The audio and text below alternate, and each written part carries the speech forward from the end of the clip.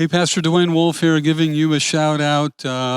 Wanted to talk about the small group revival that God is initiating right now. If you're not leading a small group, this is the best season ever for you to start a house-to-house meeting. We got all stirred up about some of this stuff because we feel like the Lord was stirring us and pulling us in, and we think He's doing the same thing. Then we came across this book by Rosaria Butterfield. If you have not heard of Rosaria Butterfield, I want to encourage you to get the book.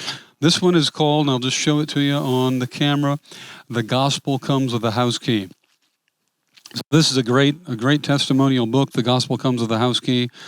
Super compelling, great stories. It'll inspire you to open your home.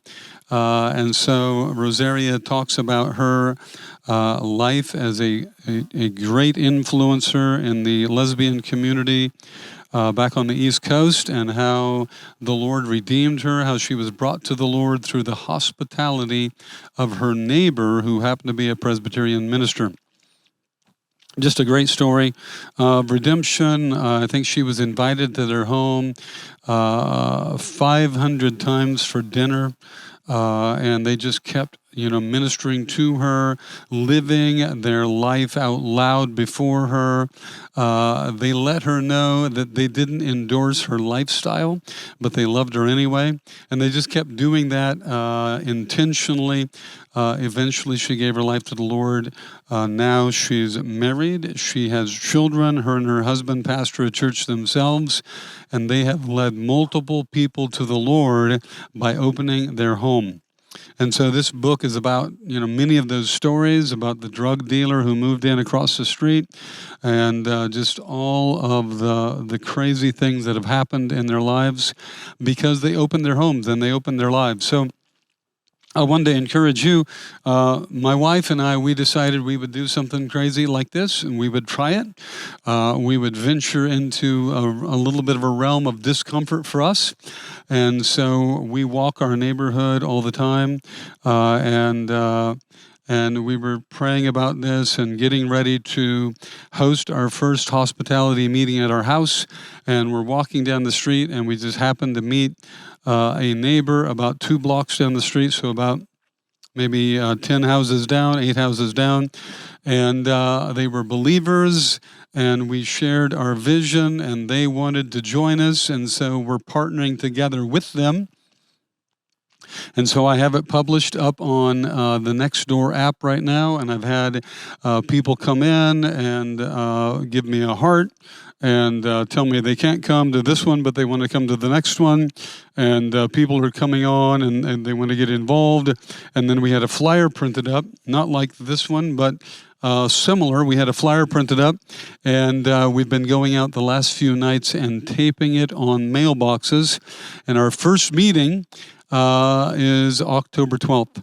So I wanted to just encourage you with this calling of hospitality, just to see what God would do. I think that the small groups are a powerful way for us to spread the fire of the gospel, for us to spread the love of the Lord, and then for us to bring together in our neighborhoods those that are believers, because we're in the midst of political upheaval. We're in the midst of troubling times. So if we come together as believers, that's going to be powerful as well. And then if we're praying together and then we begin to invite the unbelieving as well, we just know that crazy, wonderful things are going to happen. So I wanted to read to you out of Luke chapter 10. And this is where the Lord's ministering to someone who wanted to justify themselves about who is their neighbor. Because the Lord said to them, love your neighbor as yourself. And so verse 29 says that he wanted to justify himself, so he asked Jesus, and who is my neighbor? And so then Jesus said, a man was going down from Jerusalem to Jericho, and he was attacked by robbers. And they stripped him of his clothes, and they beat him, and went away, leaving him half dead. And a priest happened to be going down on the same road, and when he saw the man, he passed by on the other side.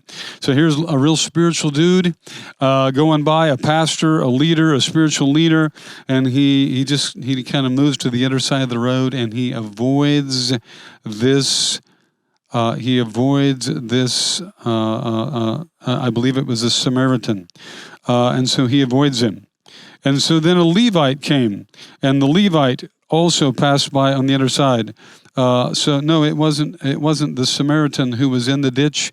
It's the Samaritan who came by. And the Samaritan, in those days, it was a half-breed person. This is like a person who was shunned. But the shunned half-breed person, verse 33, as he traveled, he came by the man, and when he saw him, he took pity on him. And he saw him, and he bandaged his wounds, and he poured oil and wine on him, and then he put him on his own donkey and took him to an inn and took care of him. The next day, he took out denarii, money, and gave it to the innkeeper, and he said, look after him. And he said, when I return, I'll reimburse you for any extra expense. And then Jesus said, which of these three do you think was a neighbor to the man who fell among the robbers? Of course, you know the moral of the story. The moral of the story is that we should take pity on those around us, regardless of their status, regardless of what's happened to them, regardless of if they fit within our cultural moray or not, if they fit within our view of who is cool, who's accepted, or who isn't. We should be opening our lives with hospitality. We should be opening our wallets with hospitality, opening our homes with hospitality.